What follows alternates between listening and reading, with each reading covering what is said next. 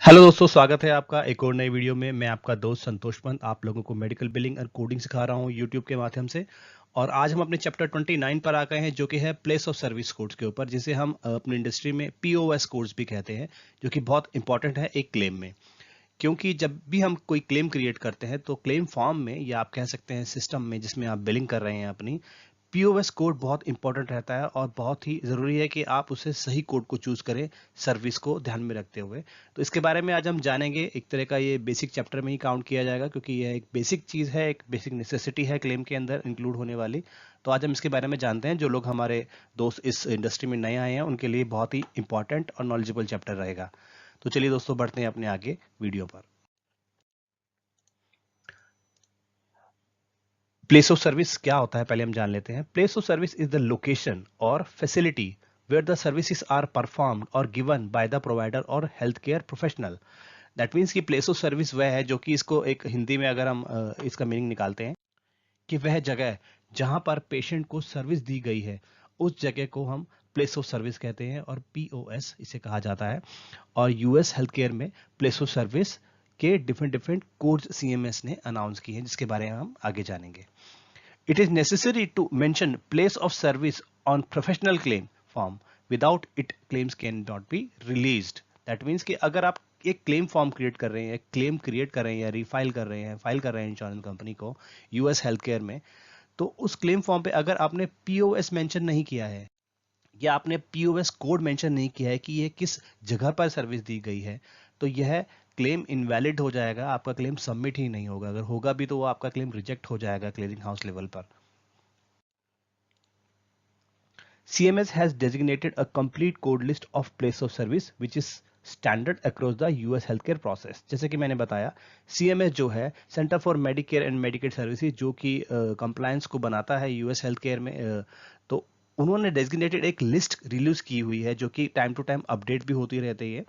उस लिस्ट में आपके सभी टाइप के प्लेस ऑफ सर्विसेज या फैसिलिटीज के कोड दिए गए हैं, जो कि हम क्लेम में यूज करते हैं अकॉर्डिंग टू आवर सर्विस। हमारे डॉक्टर की जो सर्विस जो डॉक्टर ने दी है, जिस प्लेस पे दी गई है, उसके बेसिस पे वह चेंज होते हैं। अब मैं आपको जैसे जैसे आपको एग्जांपल्स दूंगा, ये पीओएस कोड्स क्या होते हैं, किन लोकेशन की यूज होते हैं, तो आपको ये इजीली समझ में आ जाएगा कि मैं किस बारे में बात कर रहा हूँ। देखिए, commonly use place of services क्या होते हैं जो हमारे प्रोफेशनल क्लेम्स में, फिजिशियन बिलिंग में यूज होते हैं, वो मैं आपको बता देता हूँ। 01 अगर आप यूज करते हैं तो फार्मेसी के लिए बिल किया जाता है। अगर आप क्लेम फाइल कर रहे हैं फार्मेसी के बिहाफ पे मेडिकेशन के लिए, तो आप 01 प्लेस ऑफ सर्विस चूज करेंगे। और अगर आप टेलीमेड कर रहे हैं, जो कि अभी पेंडेमिक टाइम पे टेलीमेड बहुत ज्यादा यूज होता है, उस केस में हम 02 पीओएस यूज करते हैं। दैट मीन्स कि जो सर्विस दी गई है वो टेली कॉन्फ्रेंसिंग के थ्रू दी गई है।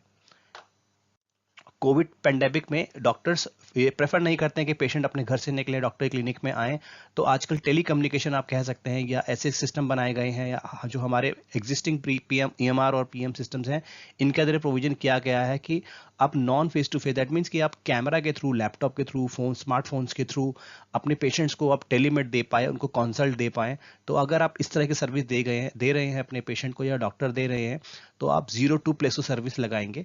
अदरवाइज आपका क्लेम नहीं एक्सेप्ट होगा, अगर आप ये नहीं बता पाएंगे इंश्योरेंस को कि ये टेलीमेड के थ्रू सर्विस दी गई है।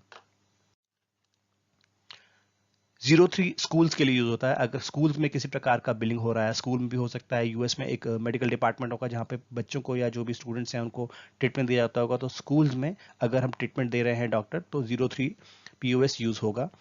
प्रिजन और जेल में अगर यूज हो रहा है, क्योंकि जो जेल्स में जो होते हैं वो आउटसाइड क्लिनिक्स में नहीं जाते हैं पेशेंट यूएस में, वहाँ अंदर ही एक हॉस्पिटल या क्लिनिक बना दिया जाता है। तो अगर जेल में डॉक्टर बिलिंग कर रहा है तो 09 प्लस सर्विस चूज किया जाएगा। और अगर डॉक्टर के ऑफिस में किया जा रहा है, जो आप कह सकते हैं क्लिनिक में किया जा रहा है, पेशेंट आया है फिजिकली क्लिनिक में, तो 11 पीओएस यूज होता है, जो कि मोस्टली हमारे ऑफिस बिलिंग में यूज होता है, बहुत ज्यादा यूज होता है ये।